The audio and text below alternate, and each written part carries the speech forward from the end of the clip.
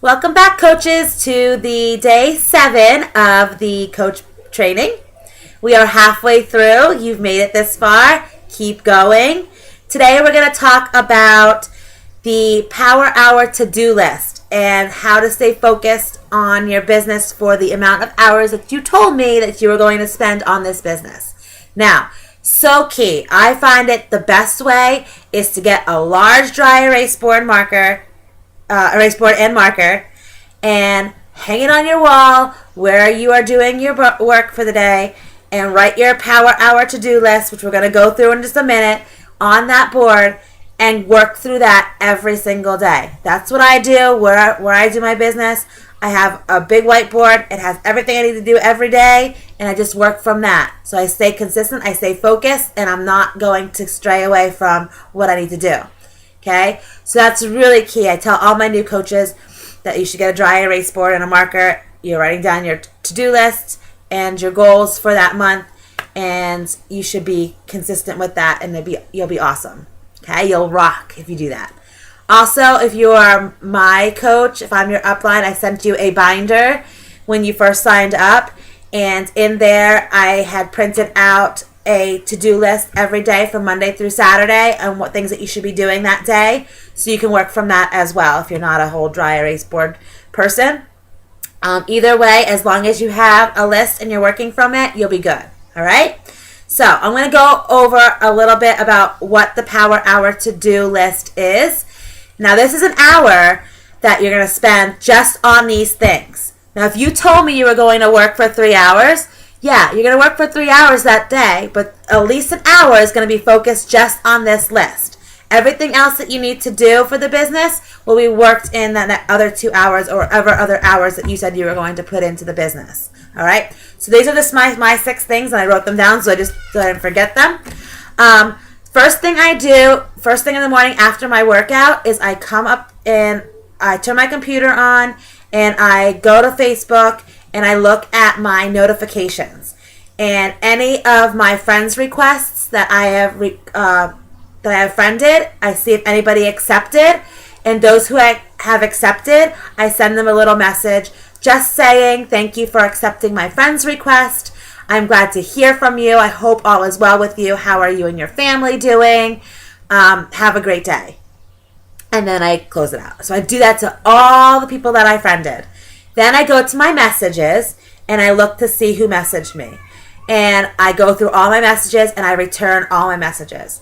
So I make sure that I'm consistent in doing that so they know that I'm seeing their messages and I'm getting back to them as soon as possible. It's very, very key that you know that they are important to you, that you are focused on them, and that they are your focus. Okay? So making sure that you're getting and returning all messages.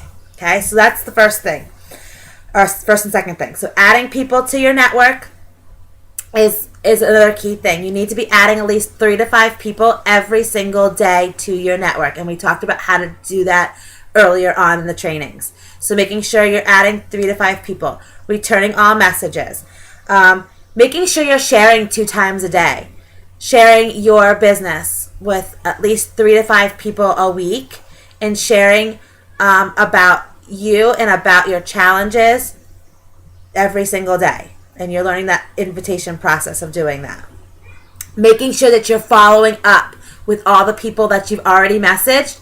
If they haven't messaged you back, make sure that you get on there and you message them again. So making sure that you're being consistent in that, because that is key. I didn't do that at first when I was first started coaching.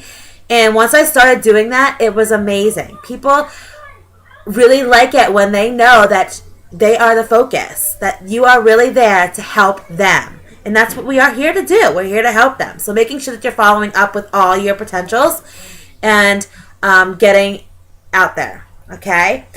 You're going to make sure you're tracking your progress. This is so key. Write down everything. Document everything. So that when maybe that person calls you one day and says, okay, well, and you don't even know who this person is, you can go quickly in your notebook or wherever you write down your contacts and all your information, and you can be like, oh yeah, I remember. And then you can start talking personally about what they had told you, so they know that you know about them, that you haven't forgot about them. So making sure that you're tracking your progress, getting your business activity tracker to your upline coach every week with your goals, making sure every single time you sell a challenge pack, you write it down. Every single time you sell a Shakeology Home Direct, you write it down. Every single time you sell any other kind of product, you write it down. So you're documenting everything that you do so that you have that tracking. Okay, so that is very, very important. I wasn't always good at that. I'm still learning and I'm still growing in that area. That's one thing that I'm weak in that I need to get better at, but it's so key. You need to be doing that, okay? Track your progress. And the last thing is making sure you're inviting people to your challenges. Making sure that every single month that you have a challenge set up and that you're inviting to your challenge group. At least 2 to 5 people, 3 to 5 people every day you're inviting. Not the same people, but different people. You want to get at least 5 people in your challenge groups every month. I max mine out at 10 usually. I don't let anybody past 10. It just gets too crazy. But you need to make sure that you're inviting to those challenges and getting those challenges in those groups and getting the word out there that you're having a group set up. All right, so that's my power hour to-do list. That's the typical power hour to-do list, those things that you do within that hour. Remember, personal development should also be in there. That is key. That's actually the first thing I do before I do anything else. I make sure that I read at least a chapter or 10, 15, 20 minutes every single morning before I even start, because without a positive mindset, sometimes it can get a little overwhelming and then your attitude is not there and people can really sense that. So make sure you get your personal development in and being consistent. Remember, consistency is key. And to be a product of the product, you need to be doing this every day. If you're going to be telling somebody they have to do this, you need to be doing it too. All right?